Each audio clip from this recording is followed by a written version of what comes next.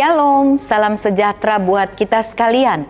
Saudara yang dikasihi Tuhan, ada banyak statement yang mengatakan hidup adalah sebuah perjuangan. Hidup adalah sebuah pertandingan. Ya, hidup memang adalah sebuah perjuangan. Terkadang kita diperhadapkan dengan keadaan sulit yang sangat menekan kita, yang akhirnya membuat kita menyerah pada keadaan tersebut. Namun sebagai anak-anak Tuhan, kita jangan pernah menyerah. Tetap berjuang supaya kita mampu melewatinya.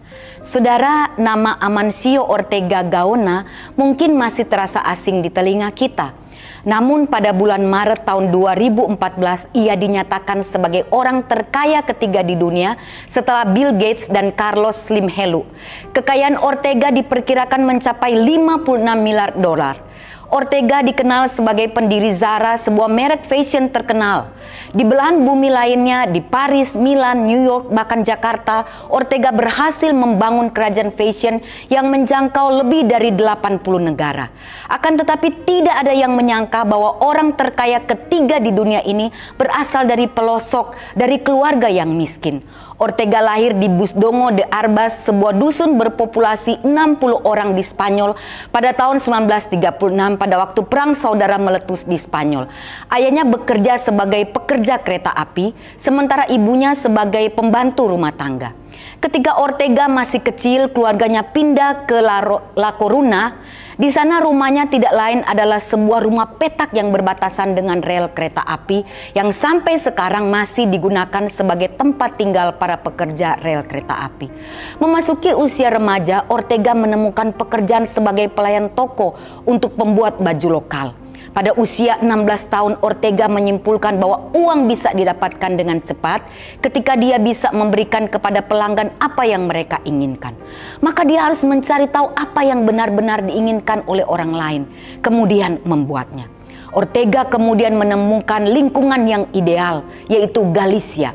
Di kota itu ada ribuan laki-laki yang melaut. Mereka meninggalkan istri mereka berjuang sendirian di rumah. Lalu Ortega mulai mengorganisir ribuan perempuan membentuk korporasi menjahit. Setelah memiliki uang tunai yang cukup, Ortega membuka toko pertamanya di tahun 1975, 2 blok dari tempat kerja di masa remajanya. Dia menamakannya Zara. Butuh waktu 10 tahun bagi Ortega untuk mendirikan perusahaan induk Inditex dan membuka gerai internasional pertamanya di Portugal, yang mana sumber daya manusianya lebih murah daripada Spanyol. Sekarang ada 46 toko Zara di Amerika Serikat, 347 di Tiongkok, dan ribuan di Spanyol. Ortega membangun bisnisnya pada 2 aturan dasar, yaitu memberikan pelanggan apa yang mereka inginkan dan memberikan lebih cepat daripada orang lain. Kedua prinsip inilah yang menjadi salah satu rahasia sukses Inditex. Di samping itu, tekad yang kuat juga menjadi pemicu kesuksesan Ortega. Kemiskinan jelas membentuk siapa dia. Ada rasa lapar akan kesuksesan di sana, kata Blanco, penulis biografi Ortega. Saudara, ada banyak cara iblis menyerang dan menekan kita, baik dalam kehidupan jasmani maupun kehidupan rohani kita. Jangan pernah menyerah, apalagi putus harapan. Ketika banyak menghadapi masalah dan tantangan di dalam hidup ini, kita harus menyadari bahwa semua pasti ada gunanya. Kita dapat lebih mengerti arti hidup ini dan lebih kuat dalam menjalani hidup dan tidak mudah menyerah.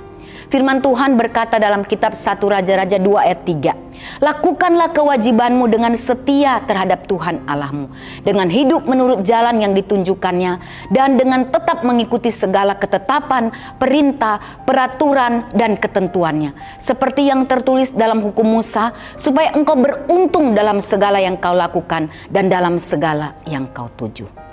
Tugas kita sebagai orang percaya yaitu terus berjuang untuk menemukan keberhasilan.